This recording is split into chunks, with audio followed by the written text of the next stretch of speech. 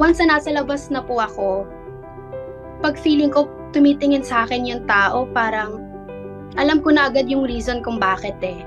Kasi grabe po talaga yung mga acnes ko dito sa taas, sa noo ko po talaga nakalagay lahat. Feeling ko talaga noon before, pag nakatingin sila sa akin, pangit po talaga sila sa akin, ganon, kasi ang dami kong acnes. Low blood po talaga ako, mababa po yung dugo ko. Ang nangyayari po sa akin is nahihilo po ako, nahihimatay. Yung pinaka siguro tumatak na experience sa akin before is yung nahimatay ako sa train.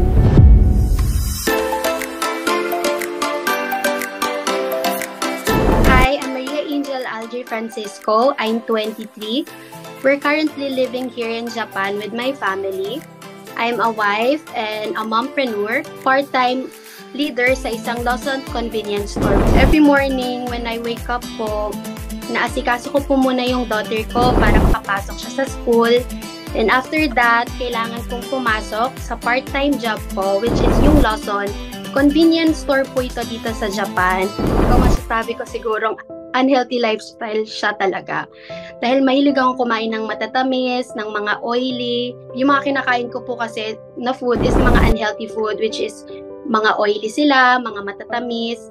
So, yun po yung reason kung bakit before nagkakaroon ako ng mga kung ano-ano sa face ko, tumataba ako, at saka lagi akong nahihilo. My health concern po talaga, unang-una is yung mga acne ko at saka oily po yung mga face ko before. Kung ano-ano po kasi yung nilalagay ko dati sa mukha ko, kung ano-ano pong skincare yung ginagamit ko sa face ko, which is yun po yung nagtitrigger kung bakit po siguro lumalabas yung mga acne ko before. At saka nagpa-derma po ako before. Doon ko lang po siya nalaman na sensitive po pala yung skin ko. So, bawal po akong maglagay ng kahit ano sa mukha ko ng mga matatapang or kaya yung mga makeup, nakakapag-trigger din po siya ng face ko. Pag may mga acne ka, ang hirap lumabas ng bahay. Yung self-confidence ko po talaga is ang baba-baba niya talaga. Yung feeling na gusto mo siyang takpan na lang ng makeup, kaso hindi nga pwede dahil sensitive yung skin ko, mas matitrigger lang siya. Once na nasa labas na po ako, pag feeling ko tumitingin sa akin yung tao, parang alam ko na agad yung reason kung bakit eh.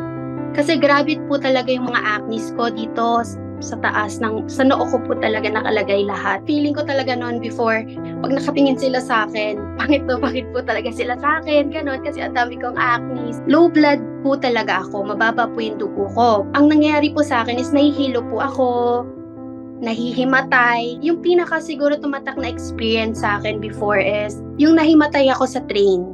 In my experience po talaga, mas madaming pangyayaring nahihimatay ako na nasa labas ako ng bahay. Delikado po talaga yung nangyayari sa akin. So, I discovered JC Organic Barley Juice po talaga sa high school friend ko. Kaso, ako po kasi, hindi po talaga ako umiinom ng mga mapapakla, mga mapapait, mga organic juices, ganyan, mga tsaa. Sabi nga, sige, try mo na. Try mo lang naman, sabi niya. Ipag-compare mo yung ibang organic juice sa JC Organic Barley Juice. Pag natikman mo na, and then, pag nalaman mo yung lasa, balikan mo ako, sabi ng friend ko na yon. Tinry po muna namin yun ng asawa ko. Ngayon, iniinom ko na po yung JC Organic Barley Juice twice a day. From last year, August, tinake ko tong JC Organic Barley Juice. From now, never na ulit akong nahilo at saka never na ulit akong nahimatay. Para sa akin, super miracle product po talaga to. Grabe yung result niya. From tad-tad ng acne at oily skin to healthy and glowing skin na.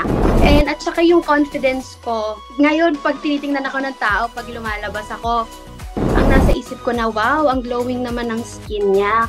O kaya naman, syempre, wow, ang ganda naman niya. Ganun na yung mga nasa mindset ko now. I will definitely recommend JC Organic Barley Juice to everyone po. Sobrang daming benefits nito sa katawan natin.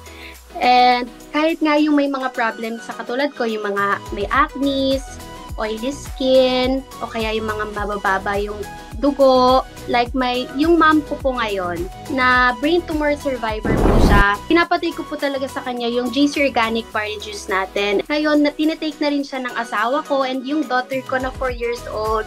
Actually, siya pa ngayon nagsasabi sa akin every night na kailangan na namin uminom ng JC Organic Barley Juice. Pag healthy po kasi tayo, kaya nating magawa lahat ng bagay. Gusto ko, healthy na ako, healthy din po yung buong family ko. Lalo na sa katulad ko na madaming ginagawa everyday, mas nape-prevent niya na po yung mga sickness na paparating. Hi, I'm Maria Angel Algie Francisco and I choose JC.